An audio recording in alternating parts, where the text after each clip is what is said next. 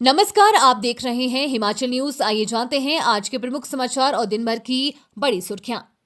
हिमाचल में इस दिन बारिश और बर्फबारी की संभावना, जानी अपडेट। हिमाचल प्रदेश में पिछले कुछ दिनों से मौसम का मिजाज बदला हुआ है। गुरुवार को राजधानी शिमला सहित कुल्लू, मनाली और लाहौल स्पीति जैसे प्रमुख पर्यटन स्थलों पर आसमान साफ रहा, जिससे दिन के तापमान में मामूली बढ़ोतरी दर्ज की गई।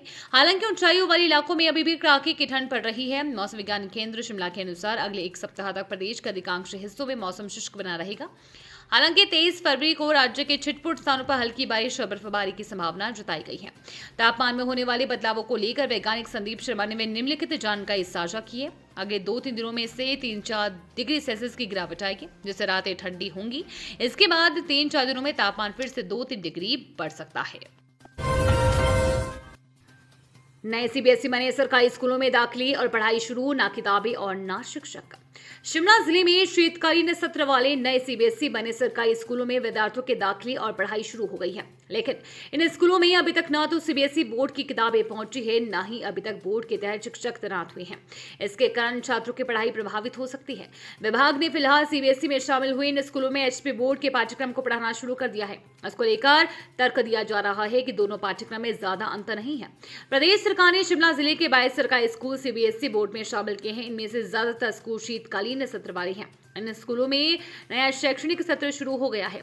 कई स्कूलों में दाखिलों के साथ पढ़ाई भी शुरू हो गई है। जिन स्कूलों में पढ़ाई शुरू हुई है, वहां अभी विद्यार्थियों को हिमाचल प्रदेश स्कूल शिक्षा बोर्ड ही पाठ्यक्रम पढ़ाया जा रहा है और स्कूलों में हिमाचल प्रदेश स्कूल शिक्षा बोर्ड के तहत तैनात शिक्षक ही पढ़ा रहे हैं। इसके कारण विद्यार्थियों व अभिभावकों को पढ़ाई प्रभावित होने का डर सता रहा है। उधर विभाग का दावा है कि बच्चों की पढ़ाई पर इसका कोई प्रभाव नहीं पड़ेगा। विभाग जल्द ही स्कूलों में सीबीएसई बोर्ड की किताबें उपलब्ध करवाएगा। निवेश के नाम पर बड़ा फर्जीवाड़ा बुक स्कैनिंग प्रिंटिंग प्रोजेक्ट दिलाने के बहाने लोगों को लगाया लाखों का चूना, ऐसे बिछाया जाल। हिमाचल प्रदेश के सुंदरनगर क्षेत्र में एक निजी कंपनी द्वारा निवेश और प्रोजेक्ट के नाम पर ठगी का बड़ा मामला सामने आया है। कंपनी ने स्थानीय निवासियों को घर बैठे बुक स्कैनिंग और प्रिंटिंग का काम देने का झांसा देकर लाखों रुपए ऐंठ लिए। पीड़ितों ने पुलिस उप अधीक्षक को सामूहिक शिकायत सौंपकर कंपनी के विरुद्ध कड़ी कार्रवाई की मांग की है। नई आबकारी नीति, हिमाचल में बिना लाइसेंस शराब परोसी तो 1 लाख तक का जुर्माना, ओवर चार्जिंग पर ठेका सील।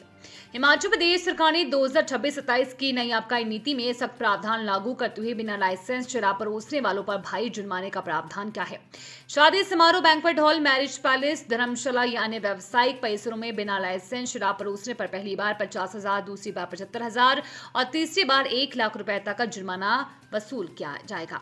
लगातार उल्लंघन की स्थिति में कार्रवाई और सख्त होगी। अधिकृत लाइसेंसी और अनधिकृत रूप से शराब परोसने पर 20,000 से शुरू होगा, तीसरी बार 50,000 रुपए तक का जुर्माना लगेगा। चौथी बार पकड़े जाने पर लाइसेंस रद्द कर दिया जाएगा। एम्स बिलासपुर में मायोसाइटिस जैसी घातक बीमारियों के टेस्ट हो सकेंगे, लोगों को मिलेगी राहत। हिमाचल प्रदेश के उन हजारों मरीजों के लिए राहत भरी खबर है जो मांसपेशियों और त्वचा से जुड़ी रहस्यमय बीमारियों के इलाज के लिए चंडीगढ़, दिल्ली या जालंधर के निजी अस्पतालों के चक्कर काटते थे। एम्स बिलासपुर के क्लिनिकल इम्यूनोलॉजी एवं रूमेटोलॉजी विभाग ने इन जटिल बीमारियों को जड़ से पकड़ने के लिए अत्याधुनिक लाइन इम्यूनो ऐसे किट की खरीद प्रक्रिया शुरू कर दी है। मायोसाइटिस, सिस्टमिक स्क्लेरोसिस जैसी घातक बीमारियों के 150 विशिष्ट टेस्ट प्रोफाइल जल्द ही विभाग में उपलब्ध होंगी। ऐसे जांच के खर्च में 70 से 80% तक की कमी आएगी।